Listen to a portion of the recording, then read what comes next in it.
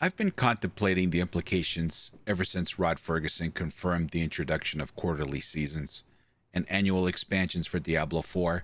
From my perspective, this suggests that we might not witness any significant alterations to Diablo 4's endgame content anytime soon. I know. Stick with me. I'll explain why. See you on.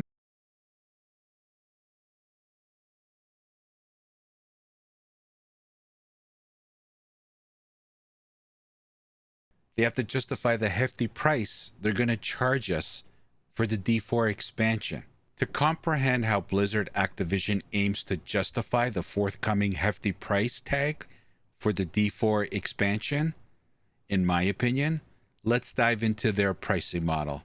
First, we'll establish a clear overview of how Activision Blizzard historically prices its games and expansions. It's important to consider this history as it provides us with insight into their future strategies.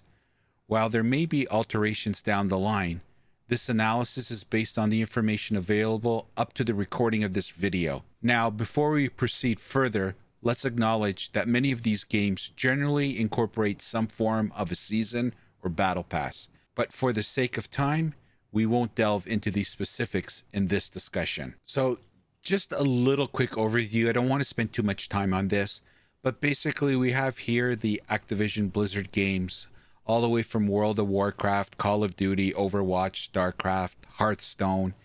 And I did put a couple of conditions where I only pulled the pricing for regular edition for the games, did not pull the pricing for premium or deluxe editions, which are higher than what is on this chart. Not taking into account any current sales, because WoW is having a sale right now on their expansion. I'm only looking at the base game, no special editions or launches. For example, WoW Classic or Black Ops, etc. Every game above has some form of season pass or battle pass, so we're not looking at that either. That's a whole nother discussion. This is basically what it looks like. WoW has a monthly subscription. Call of Duty, you're basically buying the game every expansion. It's, this is in Canadian dollars, so it's $90 for the base expansion, and there's higher editions. Overwatch looks like it's free to play from what I found. I've never played Overwatch, but Overwatch is free to play, and they do have seasons. StarCraft is free to play, and the expansion is $50, $49.99 to be exact. And Hearthstone is free to play, and I couldn't find any expansions, although there was a lot of microtransactions with card packs and all that kind of stuff. But just as a quick analysis, I didn't spend a super absorbent amount of time on this, but we're looking at expansions. Again, if you look at the past, it's a good indicator of the future. We're looking at anywhere between $50 to $90, $100 for like a major expansion. And this is Activision Blizzard pricing strategy, for a lack of a better term. So I just wanted to demonstrate this and show you kind of what their thinking process is when they're doing expansions, and how this not only will tie to my argument, but will also provide some foundation to my argument. All right, so how do I back up my argument? So for those of you that have watched prior Diablo 4 videos of mine, and I've made a lot of them, and I suggest you go into my Diablo 4 playlist if you want to see all my Diablo 4 videos. There's some interesting takes, let's just say. But you would have seen this Diablo 4 seasonal time frame. This was a potential seasonal time frame. This was prior to us knowing when the seasons ended and started and so on. So I've gone back to the drawing board and I've updated it as of what we know today of the recording of this video. So bear with me here. I'm going to try to get through this as quickly as possible, but I promise you, when I get to the end, it'll all tie in to my argument. So why I feel they will not give us any meat or put any meat on the bone is for this reason. So here's the time frame. Okay. So we know October 17th, season 2 is dropping. We already know what's going to happen in season 2. Gems no longer take space. Stash can be searched and filtered. Updated elemental resistance systems. Vulnerable, overpower, and crit are going to, and damage are going to get updates. And there's going to be 5 endgame bosses. I'm not going to touch that with a 10-foot pole. New, used, old, 4 new, 5 new. I've already given my opinion on that, but I'll reiterate it. We're going to get 1 new boss, 4 reskinned campaign bosses. That's my opinion. I might be wrong. Only time will tell. So season 2, if we go by the quarterly methodology that Rod Ferguson has already acknowledged, that it's quarterly seasons, annual expansions. So season 2 is going to go to sometime in December, middle, end. And of course, I always tie in the financial results. Activision's financial results, they're quarterly as well. So season 3 will begin in January. We don't know exactly when, but season 3 will start in January. Now, these are my opinion guesstimates, okay? What will season 3 have? Pets, looking for group, maybe some more things. I would imagine they're probably going to do something with bosses, maybe something with nightmare dungeons. I don't know, but pets and looking for group, I think, is another thing. As you know, in a previous video, Blizzard sent out a survey and a lot of questions were around looking for group and pets. So I'm going to take a leap of faith and say that's what's going to be in season 3. Again, this is all my opinion. That takes us to the end of March, which again aligns with the first quarter financial results for Activision Blizzard. And then sometime in April, that's when potentially season 4 will begin. And I'm guessing leaderboards are going to be introduced. They said many times leaderboards is a big mountain to climb. They want to get it right. So using that information, I say leaderboards are season 4. Now, season 4 starts in April. Whereabouts in April, we don't know yet. That'll take us to the end of June, middle of June, depending on how much of a gap in between seasons, if they do or don't. This season 1 to season 2 had no gap, but we'll see. Time will tell. And so season 4 potentially ends in June, and season 5 starts in July. Summer.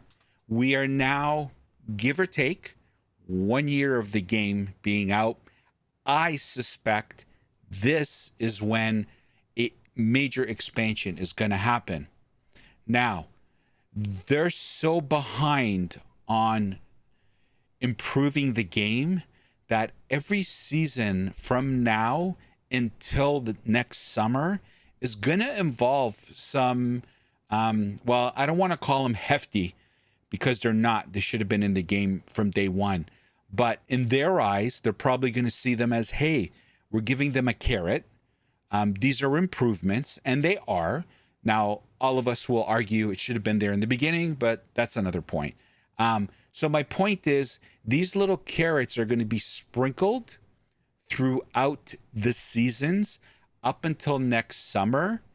And my justification for it is they're going to ask for $50 to $100 for this expansion. Again, my opinion. And if there's no real big meat on that bone, considering everything that's happened, do you honestly think people are going to bite on that? No. So it's little tidbits along the way till we get to next summer, where it aligns with when I believe they want to launch their annual expansion, and it's going to be a big one. That's what they're working on now. It's going to be a big, probably what the game should have been at launch. And they'll have no problem justifying the $50, $100 price tag, depending on what country you live in. That is why I feel we will not see anything major in the end game content until next summer.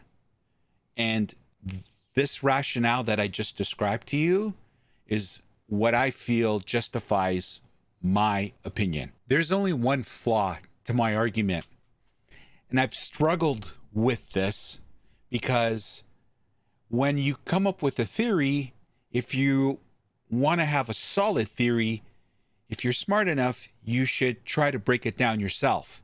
And I did. This is how I always think. You got to think like a lawyer. Lawyers, when they ask questions, they know there's two possible outcomes, so they always plan for both. So, anticipating the arguments from you guys, I knocked down my theory. And what I came up with was the fact that how is Blizzard going to make it to next summer? And every quarter, they have to show the money in the financial results. Now, the answer to that question is the battle passes. But there's a crux to that. The crux is we're only getting little carrots. And will that entice players enough to purchase battle passes? Now, remember, there's already a black eye on that conversation because many felt they were conned into purchasing the battle pass because when they went on that screen, there was no confirmation of purchasing the battle pass. So by accident, when they touched or pressed on that button, it automatically purchased the battle pass, and they had to use it in season 1, and Blizzard Activision would not refund anybody. So that is a kink in my argument, is the fact that will the battle passes be enough under my theory of the fact that they're only going to sprinkle and put a carrot in front of us every season until the major drop until next summer. That one, I got to give it to you. If you're going to throw it at me, I don't know if it's enough. So that's the kink I see in my argument. But time will tell, and it'll either prove me wrong or prove me right. I hope I'm wrong. I just want to put it out there. I hope I'm wrong, and I'm hoping, Jesus, season 2, we get to next summer in season 2. It's not happening, but believe me, I want this game fixed. Anyway, that's another discussion. Thank you for watching. If this is the first time you guys are watching my videos, thank you so much for stopping by and finding me in this vast universe of YouTube. What's your feedback? I'd love to hear your comments. What do you think about my theory? Am I out to lunch? Am I way off? What's going on? And guys, I hear you, Sam, move on. The game's dead. I hear what you're saying, but I'm sorry. I will continue to talk about Diablo 4 because I truly do want this game to succeed. Now, you may not see that. I get it. You're entitled to your opinion, but I'm also entitled to mine. And I want to do my part. As small as a voice that I do have, I want to do my part to try to get this game to where it belongs. And I want to have that feeling that I had when this game launched, that I didn't want to turn it off. I wanted to play it nonstop. I want that back because I've said this a million times. This game has a good foundation. I know a lot of you disagree with that, but that's my opinion. So anyway, if you guys are new, please provide your feedback. Give me your comments on my theory. What do you think? Hey, if you want to add to the theory, let me know. I'd love to hear it. You guys have the amount of comments that I've gotten in all my videos. I love it because you guys are educating me as well. So thank you for that. And if you could subscribe, I would really appreciate it. We've gotten a huge amount of subscribers for a YouTube channel my size. in the last 30 days. So thank you so much for the support. It's given me the drive and the motivation to create more content. So thank you. It's because of you that I'm creating videos like this. So thank you. And for those of you that have been with me since day one or the first week and have subscribed, sent me direct messages of encouragement, thank you so much. It's also because of you guys that I do this consistently. And obviously, I want to produce good content that you guys like. And the Diablo 4 content is resonating with you guys. So I'm going to continue to make it. Plus, I'm passionate about the game. So all of you, thank you, thank you, thank you. And as always, thanks for watching. We'll see you next time.